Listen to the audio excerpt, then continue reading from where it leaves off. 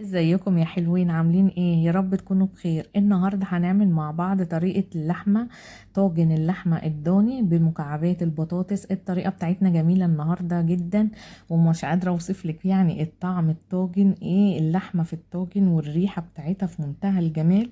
وكل سنة بقى وانتم طيبين وبخير. العيد خلاص قرب بقى كده علينا، ويكون عيد سعيد علينا وعليكم يا رب. وطبعا العيد ده بتاع الاكلات الجميلة ديت، الطواجن دي. تابعي بقى معايا لاخر الفيديو عشان نعرف الطاجن اللحمه الضاني بمكعبات البطاطس عملناه مع بعض ازاي. ولاول مره بتشوفيني انا مطبخ يسر، ما تنسيش تعملي اشتراك ولايك وتفعلي الجرس عشان يوصلك مني كل جديد. ويلا بينا نبتدي. اول حاجه هنا معانا فلفل اسود، ورق لورا دوت هنخليهم كده للحمه. واللحمه الضانيه اهيت بتاعتنا بتبقى نقعيها كده في حبه ميه بملح، وبعد كده بتغسليها كويس وبتسيبيها تتصفى. معانا هنا في البهارات بتاعتنا فلفل اسود، ومعانا 7 بهارات، ومعانا بابريكا، ومعانا ملح، ومعانا معلقتين صلصه كبار، و3 طماطمات كده مفرومين او بشراهم. ومعانا هنا هو مكعبات البطاطس، ومعانا هنا الخضار دوت. هنا معانا بصل، ومعانا فلفل الوان وفلفل اخضر. وبتبقي طبعا مقطعاهم جوليان، بصوا هو فلفل الاصفر والاحمر. ومعانا هنا هو البصل زي ما انتم شايفين، والاخضر اهو. ويلا بينا بقى هنبتدي كده. دي كل المكونات بتاعتنا، وهنبتدي ونشوف هنعمل ايه مع بعض. اول حاجه هنا مع بعض هنعملها هي اللحمه. واللحمه انا مش هسلقها، انا مش عايزه منها ايه الشوربه بتاعتها، لا. الطريقه دي كده لما هتعملي اللحمه تسويها منها فيها كده، الطريقه دي كده احلى، وهتديكي طعم جميل اللحمه الضاني، ومش هتحسي ان انت بتاكلي خالص لحمه ضاني. هنا بقى في الطاسة كده هوت على النار فيها معلقة زيت كبيرة، وفيها مكعب من الزبدة، وهنضيف عليها اللحمة. واهم حاجة يبقوا سخنين جدا. وبعد كده هنضيف الفلفل الاسود، ورق اللورا، ومش بنضيف ملح عشان تستوي بسرعة معانا. وهنبتدي كده نقلبهم تقليبة بسيطة كده، وهنسيبهم.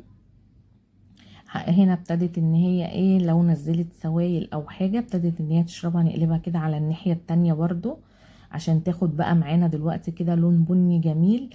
وعلى النار كده بصوا زي ما انتم شايفين، انا حاطه هنا في الكنكه، حاطه في ميه بتغلي علشان احنا هنسويها دلوقتي. ولازم لما تيجي نسويها تبقى الميه مغليه معانا، فانا قلت ايه اجهزها بالمره. هنا بصوا اخدت اللون البني الجميل ده كده اللحمه بتاعتنا، بصوا جمال اللون بتاعها. ومش قادره والله كنت اوصف لك برده، ريحتها جميله جدا، ما تقولش عليها ان هي لحمه ضاني خالص.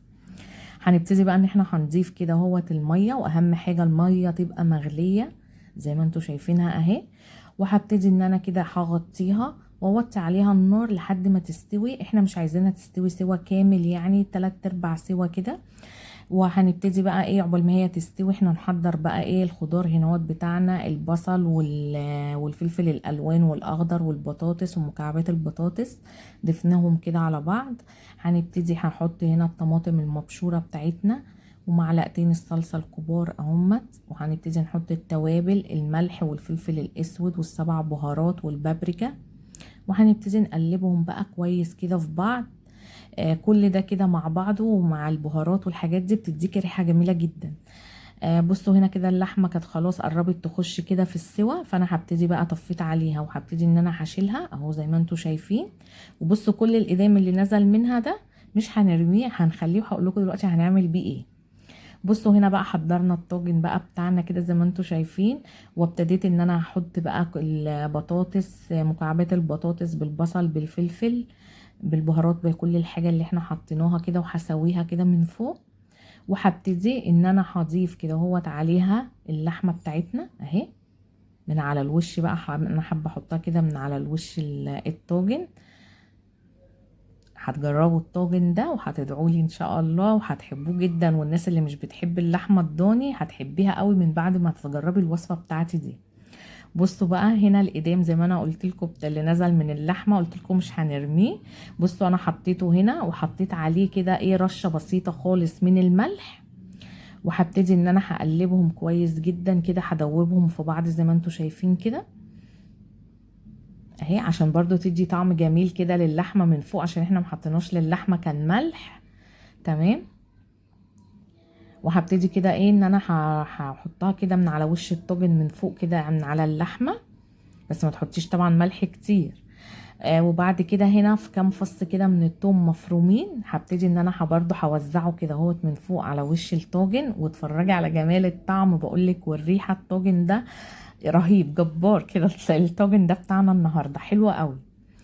برضو الثوم المفروم ده عطاكي طعم كده وريحه للطاجن جميله جدا. هنا انا حبيت ايه، كان عندي بقى ايه سمنه بلدي كده، قلت يلا برضو ما نكمل دلع بقى بقيه الطاجن، وقلت احطها كده على الوش من فوق. حابه تضيفي كده ضيفي، مش حابه مفيش اي مشكله، ممكن كده رشه زيت من على الوش برضو تاني وخلاص، او سمنه كده من على الوش. وهبتدي بقى ان انا هقفله كويس كده بورق الفويل عشان نكمل بقى السوا بتاعه في الفرن.